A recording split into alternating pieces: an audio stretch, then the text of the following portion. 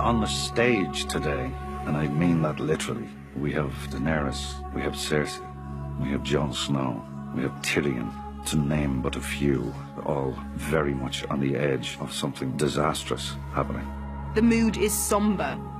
It's, you know, world leaders uniting and disagreeing about how the world should be run. It can go south very quickly, and that's the brilliant part of the sequence, because you know how quickly things can turn on this show. It's a potential powder keg. So no matter what's happening, no matter who's meeting who, the potential for things to completely explode is always there.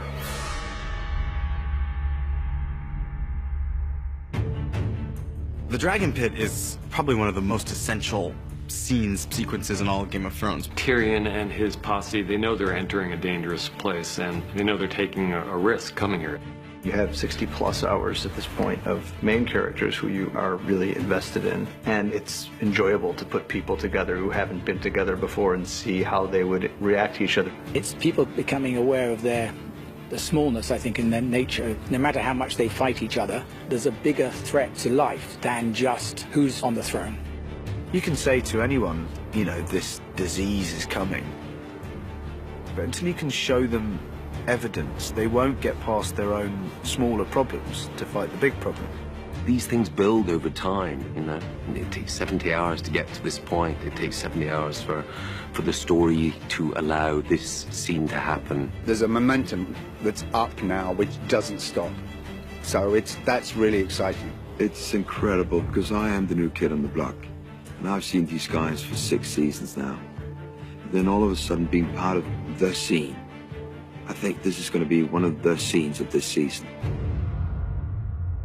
The Dragon Pit epitomizes the central challenge of Season 7, where we have, I don't know, a dozen of our principal characters all in the same place, many of whom haven't seen each other since a very dramatic incident years before between them. So that scene was incredibly tricky to write and incredibly tricky to film. You want to be able to service all of these characters, and that was tremendously fun to plot out.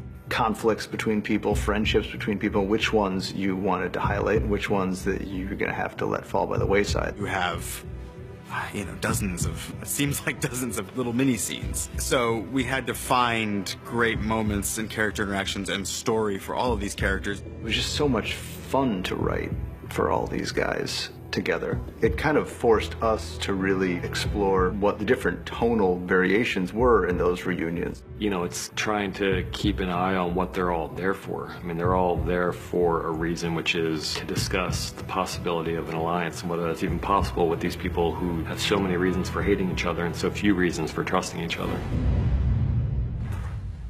Welcome, my lords.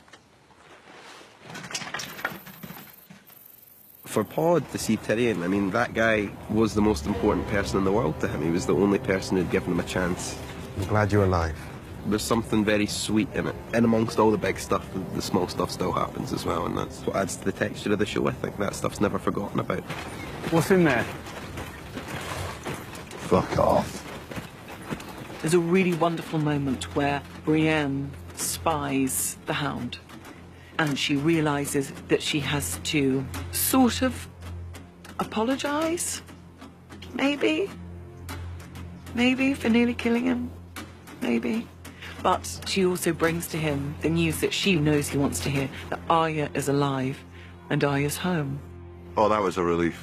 Yeah, of course. And a concern, is she all right? Who's protecting her if you're here? The only one that needs protecting is the one that gets in her way. And then it turns out that we don't need to worry about Arya, because I've taught her everything. What I love about Tyrion and Bronn's relationship is they know exactly who they are.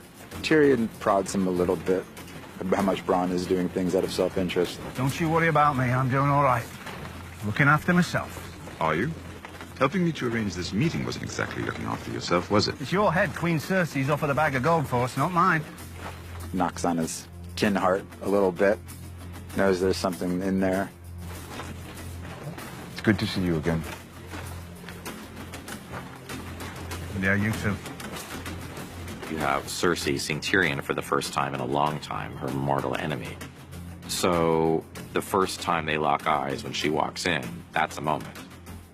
It's really awkward. It's like I know family reunions for everyone are very awkward, but well, let's just say the Lannisters are a complicated bunch. She's held him responsible for the death of her mother and the death of Joffrey and her father. You know, she can't really take responsibility or deal with her own grief. She has to just blame everybody else, and that's part of her pain too. Lena gives me a look that I never want to see ever again. It almost flattened me. I wanted to hide. Met my brother. That was good. I had a standoff with him, which was great fun. That was great. Ignoring a very serious situation, the Hound just goes straight to him and goes, basically, you and me, pal, we haven't finished. You're getting it. There's a non-verbal 4 or 5 second thing between Cersei, Jaime, and Brienne. That's not even a line of dialogue. It's just a little mini scene built out of looks. It's sort of like one of the worst things that happens to you at school. I think it's Brienne's idea of absolute abject hell. Fighting the Hound wasn't abject hell, but a moment of having to deal with Jaime and Cersei is the most excruciating thing that could possibly happen to Brienne. She arrives with the Mountain and Jaime and like you say, the Kingsguard, and she's, you know, pretty fierce. And then she realizes that Dany isn't here, and that pisses her off, obviously. And then, of course, Dany arrives on Dragon. You know, I take Fashionably Late to brand new heights.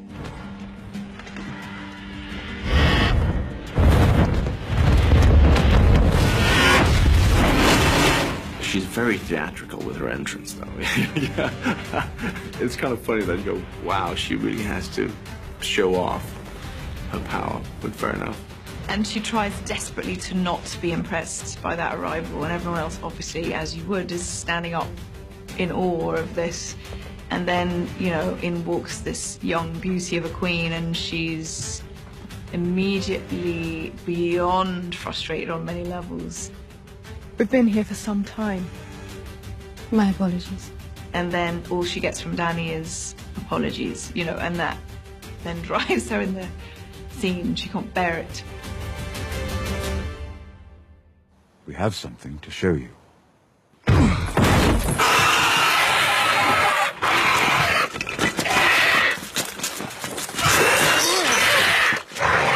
Well, for me, being a horror nerd, I was slightly giggly, so I was like, my very own zombie. She has never, ever seen anything like this before, and this is a creature that defies her. This is a creature she doesn't know how to disable. She doesn't know how to kill. This is something else. Daenerys has seen it, and she's aware of it, and it's frightening, but she is just watching Cersei. Like, she just needs to know that this has affected her. You know, she's always had that notion of creatures like this, that they don't exist, and it's nonsense. And so I think when he's there, she's back as a kid, just, you know, realizing everything her grandma, her nannies told her was real. She's staring into a face that she never thought existed. For Jaime, this is like definite proof that there is no choice. Clearly, this thing, we have to deal with this, and he believes them all. He believes his brother, but he also believes Daenerys and Jon Snow when they say that they saw 100,000 of these beings. That's where his head is. You know, the world could end in 5 minutes, but he is absolutely one-pointed, focused on, I have never seen this before. This is amazing. I could really do things with this, you know. There's this beat in the scene that I really love, because I have a line where he's like, he's just seen the White Walker, just died, and he realizes this is the first thing he's ever seen that terrifies him. And that's like a new emotion for him. You know, like, oh, that was an interesting feeling.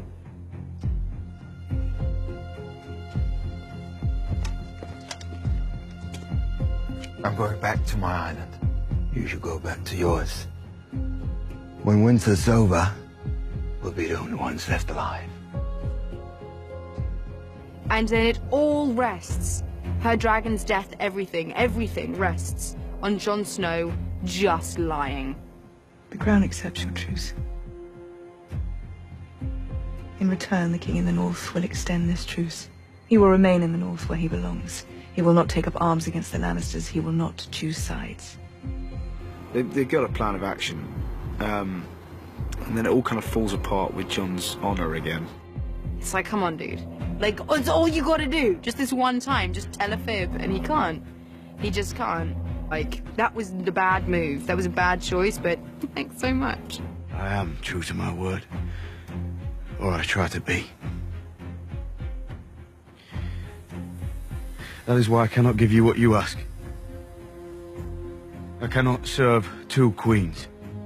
Tyrion, knowing his sisters so well, knows that that's not going to go over well. And of course, it doesn't. And when Jon does that, the whole thing crumbles.